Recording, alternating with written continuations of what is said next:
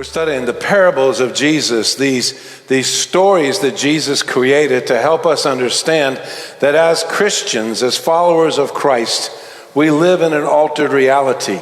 We don't live according to our culture. We don't live according to the most popular things that are happening today. We don't live according to the things that we necessarily develop ourselves, but we live according to the person, the character of God, and we live according to His Word and the way it teaches. And it alters our reality to a new reality founded and established in God's reality. And this morning we're going to do that again. We're going to look at a couple of these stories that Jesus has shared to help us understand faith. And we'll be in Luke chapter 14. Let me take just a moment. I just want to let you know it's a holiday weekend. Holiday weekends have taken on a new nuance since COVID. So the vast majority of our young families left town Friday night and don't plan on coming back till late Monday night. Good luck if you're a teacher on Tuesday morning. But they will watch our live stream. They always do. Not immediately in this moment. They may not be with us live because they're in tents and beach houses and hotels, and they're trying to wrestle kids, and it's even worse under those conditions than it is at home trying to get them here to church. But they'll watch us this afternoon, so thank you for supporting that, being a part of that. Jacob's with us this morning. Jacob's on here regularly. I host the chat during the service in case somebody was just happened to notice and thought, who's pastor texting right before the service and when the songs are going on? I'm talking to our live stream folk and our live stream congregation. Jacob's on all the time.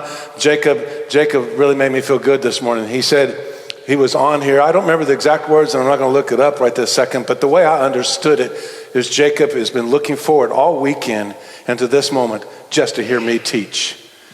Thanks, Jacob. I appreciate friends. Normally, from Waxahachie, Mahia area in Texas, Central Texas, Rena's on there every week because she loves to watch her little boy lead worship. That little boy had a birthday this weekend, and so she is in Tomball and live in person, but logged in this morning and chatted on live stream anyway from the worship service. Happy birthday, Josh. What year is this? 37? Wow, you're one of the oldest guys on staff these days. That's ancient. We don't count the senior pastor, who's nearly double that. But anyway, we're glad to have Rena and her family. The Seaburns have a variety. It's Rena's birthday, it's Josh's birthday, it's Olivia's birthday, which is Josh's daughter. I may have missed one. They have all kinds of birthdays this weekend, and they're celebrating that together. But it's great to have those who are on live stream. Many people who cannot make it to church are actually on live stream as well, and you help be a part of that, and we're always thankful for them and always appreciate the comments and things that they make on Sunday morning and later afterwards because it stays up. We broadcast on a new channel this morning. We're on Facebook this morning as well, that all worked this morning.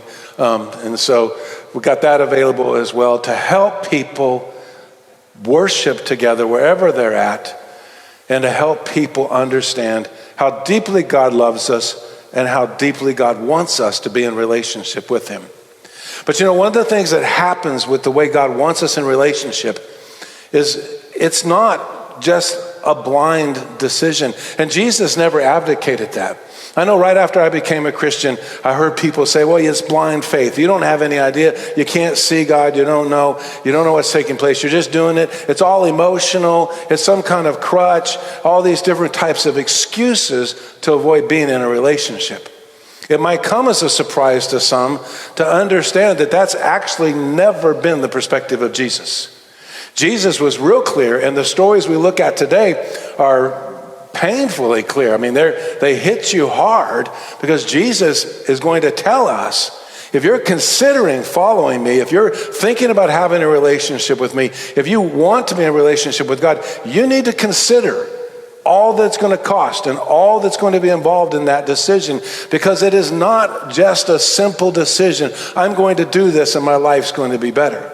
Now, I would tell you, those of us who have trusted Christ and those of us who are in a relationship with Christ will tell you life is better after meeting Jesus, because He walks through difficult times with us and He gives us hope. Another dear member of ours, Julie, is right here. I didn't get your permission, but can I tell them what we were praying about this morning? Julia lost 3 of her family this week in Chicago. There was an apartment fire. 3 of them were on the 2nd floor of the apartment. One of the girls is special needs. And she and her parents, Julia's niece, didn't make it out of the apartment. First thing we did when we talked and shared and told me that heartbreaking story is we prayed together. Jesus does not come into this situation and say, hey, everything's going to go perfect, everything's going to be fine. There is absolutely nothing fine about a family losing their lives in an apartment fire. Nothing fine. Families devastated, the community is devastated. Those first responders are honored and loved. Firemen, police officers, EMS workers, they are all there. They're having horrible, horrible weekends. But Julia has peace because Julia made the decision to believe in, to trust in Jesus, and because she knows her family members made that decision, and she knows as horrific as this is, they're actually in heaven, and they're okay, and the family is going to be comforted by the presence of God and by the people of God, the church that comes together in moments like this. Whether it's a celebration of a birthday, whether it's the grief of a loss of a family, whether it's any set of circumstances, it's disease or something that prohibits us from being together in church, and so we're on live stream. Whatever our circumstances is, whatever those situations are, Jesus is with us. But Jesus challenged us to not take lightly that decision to trust him. Because oftentimes following him will cost us. And that's what he says in Luke chapter 14. On the flip side of it as well, Jesus gives 2 really sound principles for finances and for just living and making plans. Let's look at what Jesus says. In Luke chapter 14, we're going to go all the way to the bottom of the chapter down in verse 25. Let me read it to us in its entirety. Now great crowds were traveling with him. So he turned to them and said, this is the most popular moment in Jesus' life. In all 3 Gospels, this is included in Luke, it's included in Matthew, it's included in Mark. These great crowds are following him. He turns to the crowd and says, the opposite of what most of us would expect any superstar to say. He says to them in verse 26, if anyone comes to me and does not hate his own father and mother, wife and children, brothers and sisters, yes, and even his own wife, he cannot be my disciple. Whoever does not bear his own cross and come after me cannot be my disciple. Here's the 2 stories. For which of you wanting to build a tower doesn't first sit down and evaluate and calculate the cost to see if he has enough to complete it? Otherwise, he has laid the foundation and cannot finish it. All the onlookers will begin to ridicule him, saying, this man started to build, but wasn't able to finish. Or what king going to war against another king will not sit down first and decide if he is able with 10,000 to oppose the one who comes against him with 20,000? If not, while the other is still far off, he sends a delegation and asks for terms of peace. In the same way, therefore, every one of you who does not renounce his possessions cannot be my disciple. Jesus gives us everything from forgiveness to eternal life and all that we need in between.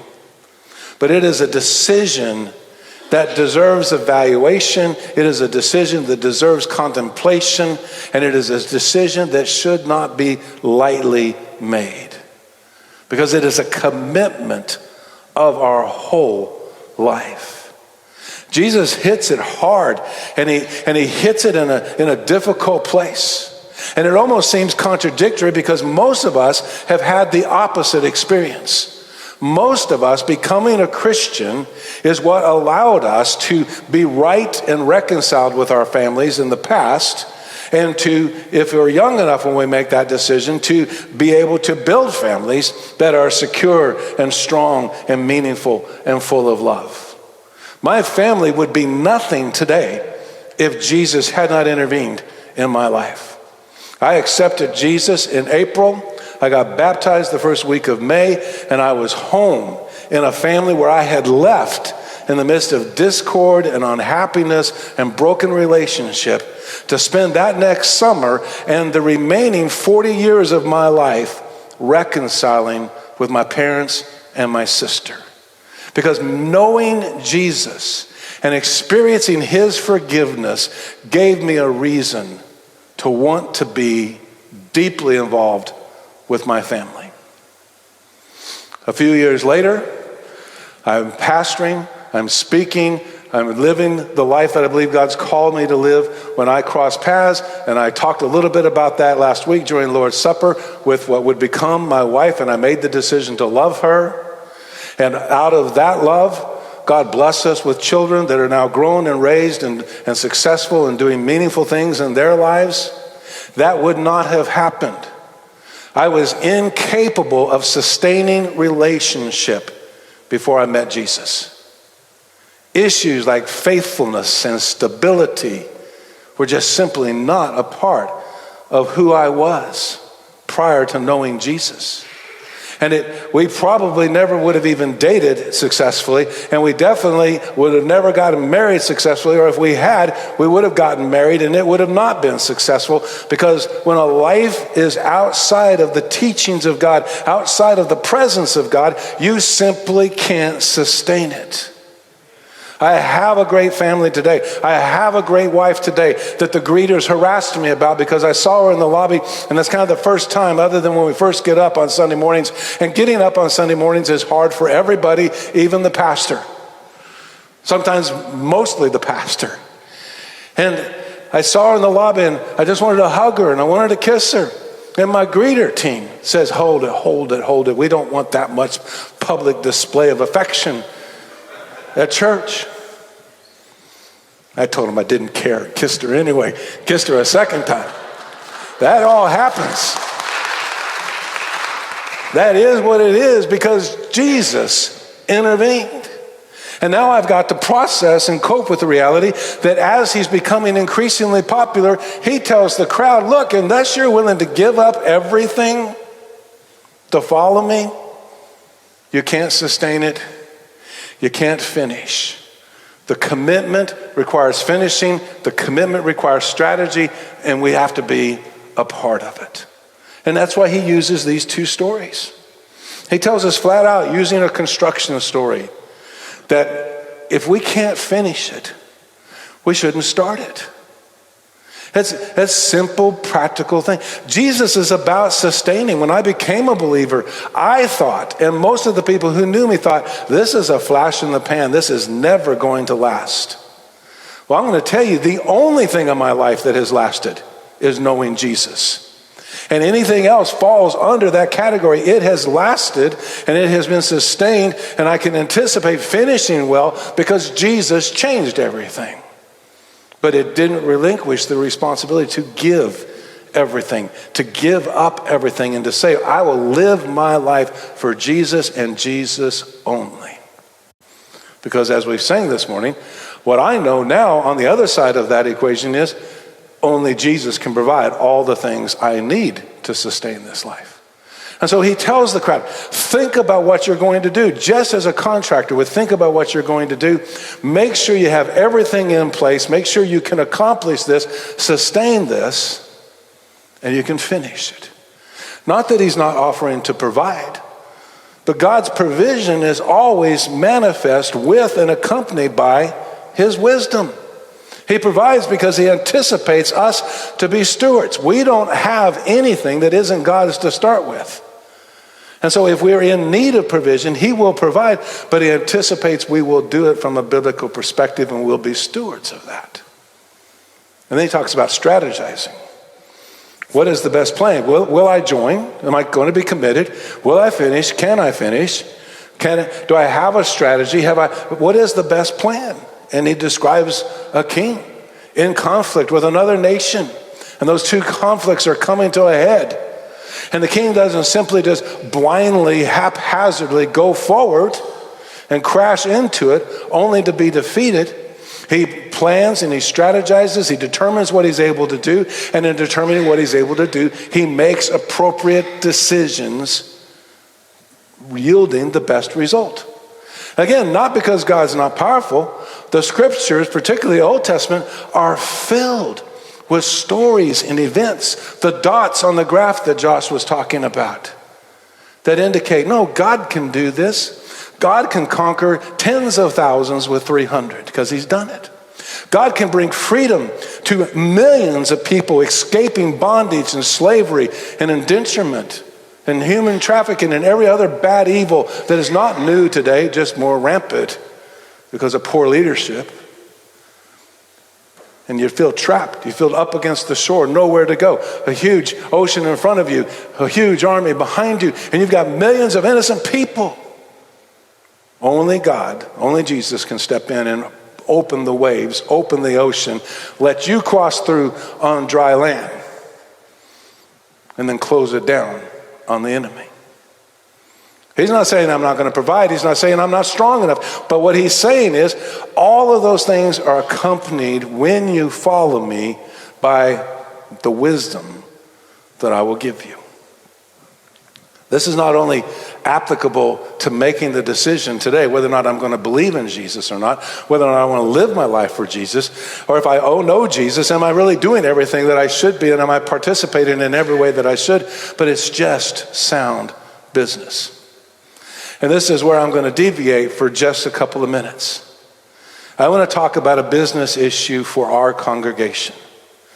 I want to talk about our future for just a few minutes, and I am watching the timer. It'll be only a few minutes. Many of you have already heard this. We've had town hall discussions. We've met with consultants. We've met with architects. We've met with contractors. Everybody, for the most part, knows, unless you're a guest for the first time today, and then you're going to hear this for the first time today, and all I can really do is just say, I'm sorry, but we need to talk as a family for a moment about our future as a church. Because, see, we already made the decision. In 1909, we made the decision to give everything to follow Jesus. In 1909, we weren't here. I don't believe I've got anybody who was actually here in 1909. I'm pretty confident of that. We made the decision as a church, as a ministry, to do anything and everything God wants us to do to impact our community with the good news, the hope of Jesus. And for over 100 years, we have been doing that. And every once in a while, we come to these moments where we have to kind of reaffirm that and readjust that. And we have to look at the strategy. We have to look at what we can finish. We have to look at what we can accomplish and what is the best plan going forward. About 25 years ago, our church began looking at that and asking ourselves, what's the future look like? They did the in-depth studies that, quite honestly, were lacking on the full picture because nobody could anticipate the growth of Harris County, the growth of Houston, the growth of Montgomery County, and definitely the growth of the Tomball region. 10 years ago, nobody was able to predict it is as exponential as it is. But the wisdom and vision of this church, before most of us were here, said, let's set apart land that will provide for the future of the church. Because they recognized at that time that remaining in this location wasn't sustainable. And they set that apart. Most of us in this room, most of us on live stream inherited this. Now it's our decision. We are the generation who steps into a new promised land under the leadership of God.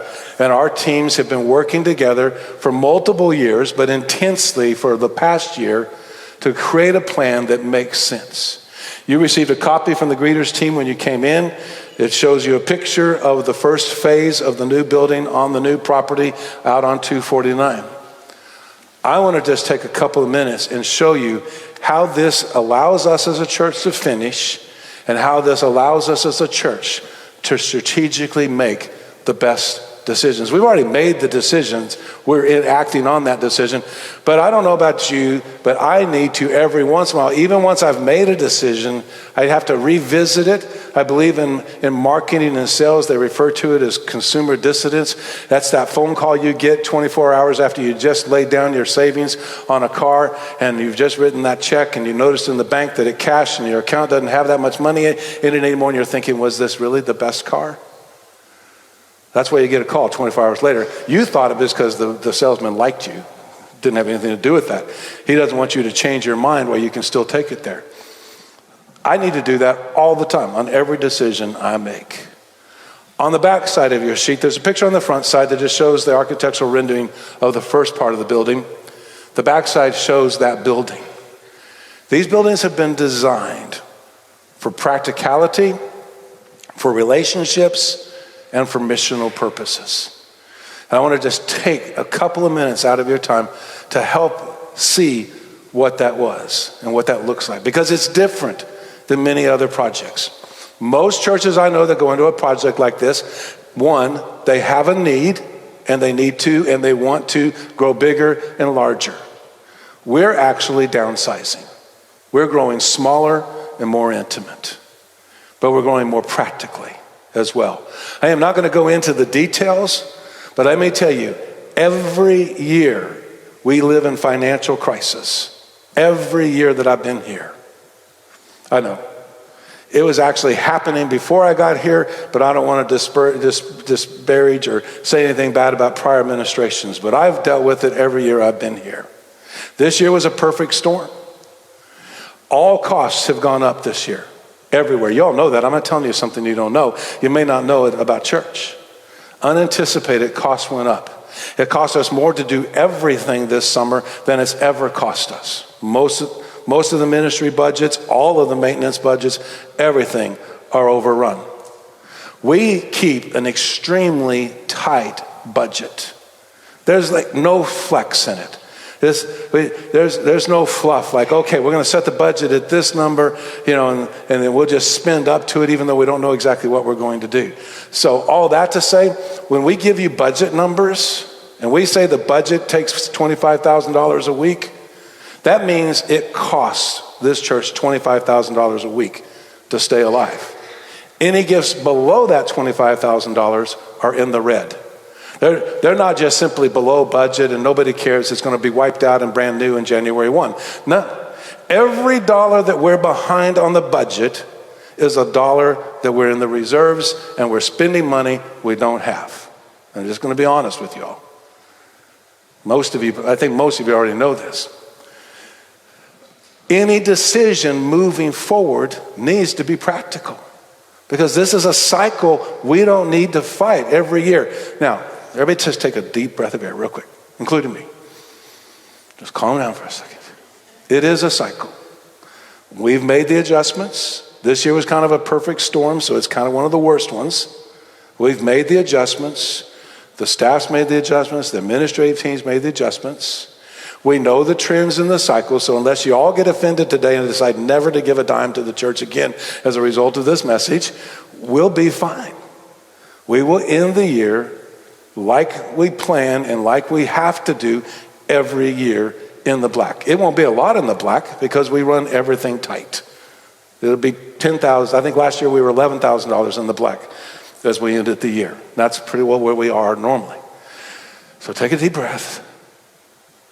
Nobody's going to repossess anything because we don't owe anybody anything, which is thankful. Not on this property. We're free and clear. We've paid all the electric bills. We've had a few Sundays without air conditioning, but it was because the air conditioning isn't sustainable and it can't be kept up and it breaks and it requires fixing, which is a lot of what affects us.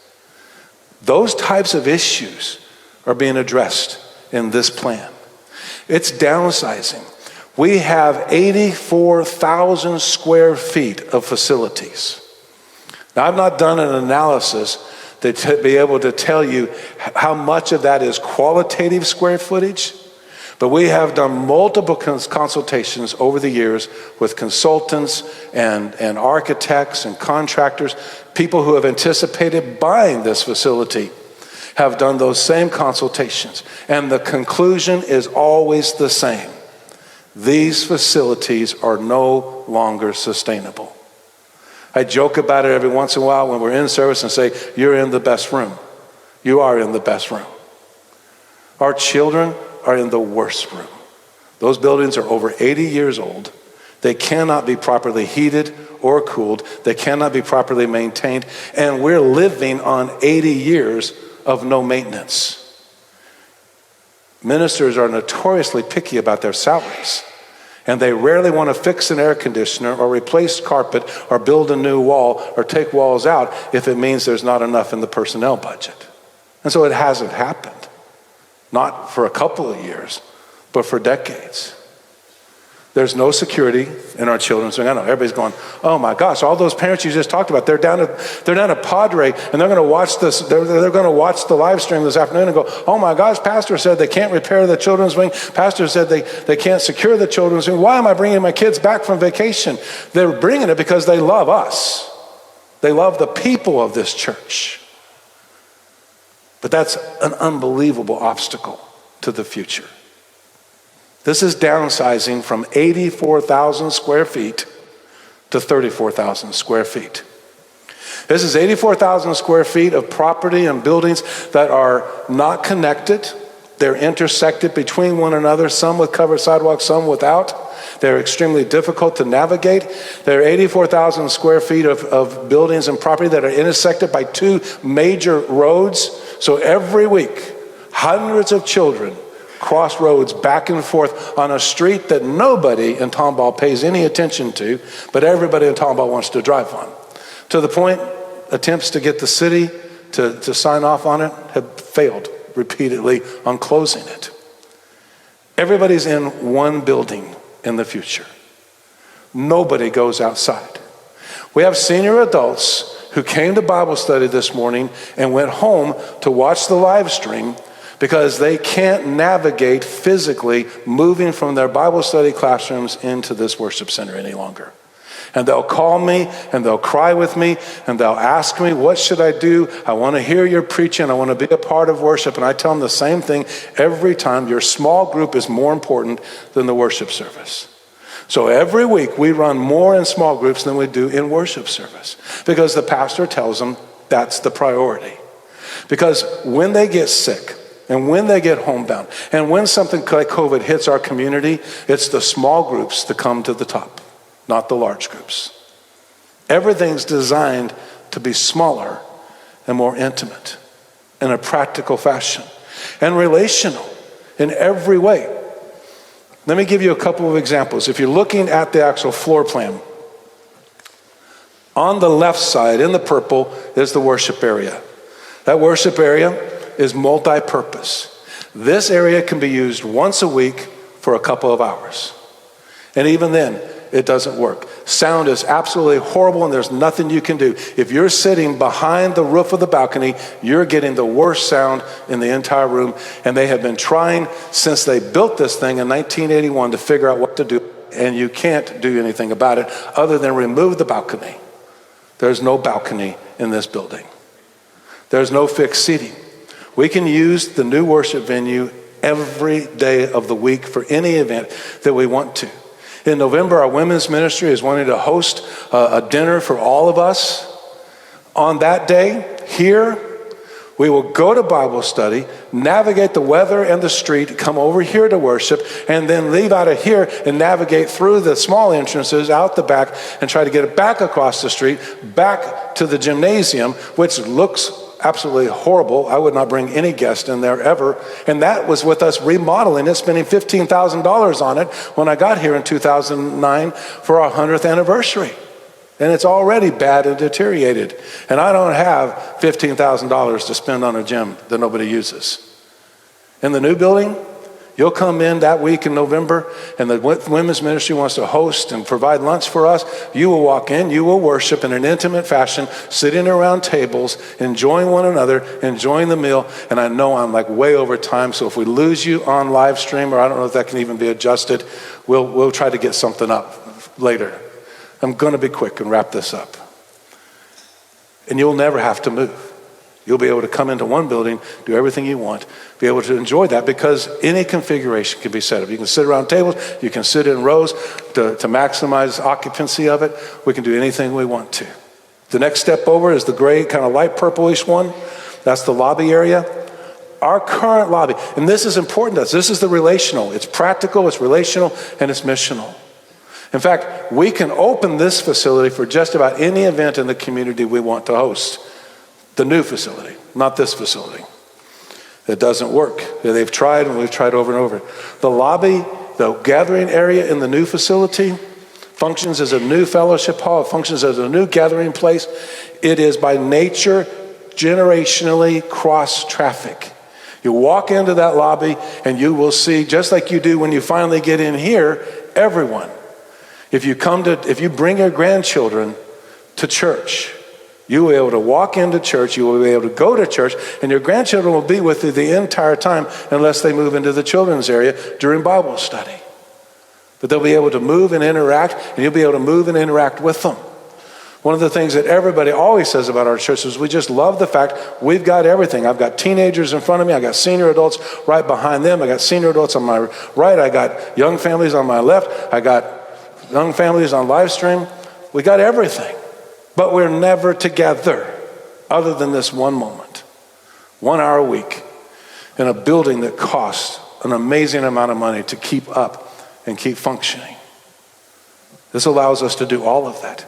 So we go from 2,800 square feet in the new building into this lobby, which is 768 square feet. We took out the bridal room and created a cafe area because we found that in 2022, coffee is absolutely essential. I overheard 2 deacons discussing that they wouldn't make it through the message this morning without coffee. And they didn't even know what was going to happen and how I was going to derail everything today. Nearly 3,000 feet of gathering space every Sunday when we come together. Children's area, this is big and important to me. The children's area is not only clean, it's not only relevant and up to date, but it is ADA accessible. Any child can attend the new church. There are children who cannot come to this church. Our children's wing is upstairs on it, and you take hallways and stairs that are steeper than and narrower than any other new building is allowed to build. An accessible child cannot attend First Baptist Church. That is unacceptable to me as your pastor. All children's activities are ground floor.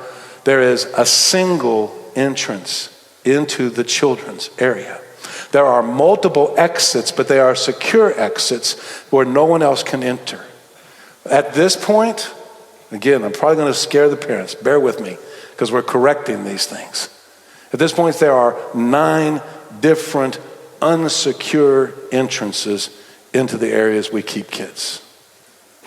The only way we can secure it is with volunteer personnel that watch the doors and watch the traffic. And our preschool area, the most vulnerable area, is a hallway that used to be traversed by people moving from one parking lot to the next parking lot, from one building to the next building. I heard about that when we shut it down. How am I supposed to get across? And I don't know what to tell you other than to park next to the other building. But we're not letting general traffic flow through our babies and toddlers. That just doesn't make sense. It's not sustainable. We cannot finish and we cannot win. But the new facility gives us that option. The second floor, which is accessible because of elevators as well as stairs, has all adult classes. And they average 1,100 square feet. Our current adult classes are a configuration of little bedrooms with little closets and very difficult for classes to meet. They average anywhere from 600 square feet to about 1,100 square feet, which is why they are a premium. Somebody asked me last week, how come you guys don't promote? Any class gets a room that they're comfortable in. I'm thinking all kinds of analogies, but you're not going to blast them out. We can't grow. We can't create new classes when they get too large because the buildings are not accessible in many different aspects. In this respect, everybody. Now, granted, This is all shared. This is shared building space. And so it's going to be a little bit different. Some decorations aren't going to get moved. And I know that's going to be painful, but we'll walk with you in the grief. But we'll be able to do ministry. We'll be able to accomplish. It's practical. It's highly relational. And I know that sounds funny to say a building is highly relational, but you know it. Some people buy older houses on purpose. But I know when I bought an older house in Houston, it had already been partially remodeled, and we would finish the remodeling to open the whole house out. The house I grew up in had a living room, a dining room, a kitchen, and a second dining room, a breakfast room, and a den. We met in 5 different rooms at different times. It was a small family, so it worked. You can't find a house like that today. There's none of the new subdivisions you're moving to have houses like that. They all have great rooms because people want to be together. People need to be together. So why would we want to continue sustaining a church that prohibits us being together when we can? Now, of course, there's a price tag on all this, and you all know that. You're already expecting that. But no consultant we've talked to, no architect we've talked to, and no architect or consultant that has been in conversations with buyers has said, you can, for a less amount of money, retrofit. Or we would. If I had the money, we would retrofit. But the truth is, to stay in this location requires to remove to the ground and rebuild. And why would we want to do that when we have the best gift to the city of Tomball and the region of Tomball with the 32 acres a prior generation gave us? That 32 acres is not designed to become a megaplex of a church. It is designed to have athletic fields and recreational area, which we've already built. We built that a couple years after I got here. Every night, there are hundreds of children on our new property playing soccer and other sports and underneath our pavilion and using the restrooms. Every night of the week, that takes place. Every Saturday, there are thousands of children from this region invited onto our property, and they're there all day in tournaments and activities. We want to develop the rest of the property into parks and eating areas and social areas and even retail areas where people can be at First Baptist Church 7 days a week in some form or some capacity. That's the missional aspect of it. We tie in and bless the city through these activities. We give them a place to go. Any day of the week. We drive by there every day of the week. All of us, even on Saturdays. You wouldn't want to do it on Saturday because there are literally thousands of kids out there. Every day of the week, businessmen, businesswomen, people who are off, people who are coming through town. It is the number one lunch spot. You pick up your food, you go out to our property, you sit under the trees, you sit under the pavilion, and you eat lunch. We want to strategically make that happen. There's entire areas that will be designed where you can picnic, where you can walk, where you can bring your family and you can enjoy being there.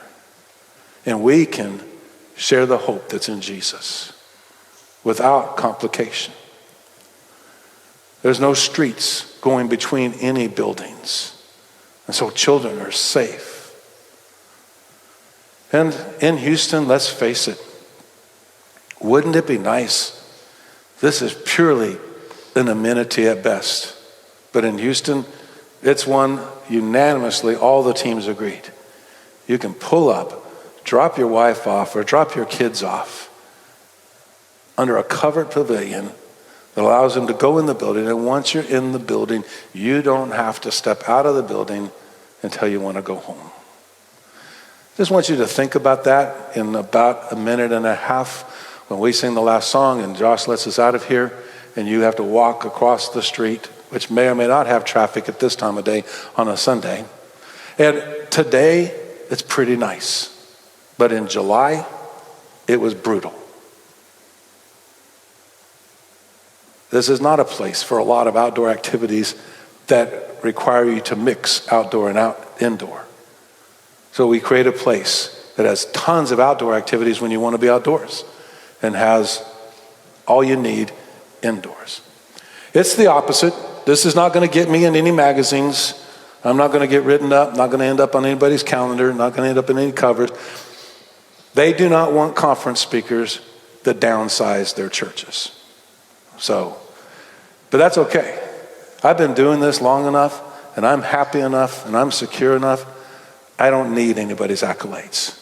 All I want is this family to be a family and prepare it for the future family, our children and our grandchildren. The only legacy I'm interested in leaving behind at First Baptist Church Tomball is one of practicality, authentic relationships, and a missional goal to make sure anybody we can intersect with hears the hope that's in Jesus. Because I think when you look at the conclusion and you come to this place where you've seen the commitment required, you've seen what it takes to finish, you've seen what it takes to strategize, and you see what it takes to make a decision, I think the inescapable conclusion is always going to be the same. Yes, Jesus is worth whatever it costs me. I would not change in any way, shape, or form the fact that I made the decision to follow Jesus. I believe and I trust him. And I want to invite you to do that. It's worth it. Father, thank you for your love. Thank you for a unique morning together. Thank you for providing for us, taking care of us. Thank you for a group of people that deeply loves one another and deeply loves the places that you've allowed us to live. And we want to be stewards of that and create a future that is sustainable. Let us finish what began over 100 years ago. Let us finish it. And if you don't come back, let us give it to the next generation so they may finish it. We trust you. We make that decision right now to believe in you. In Jesus' name, amen.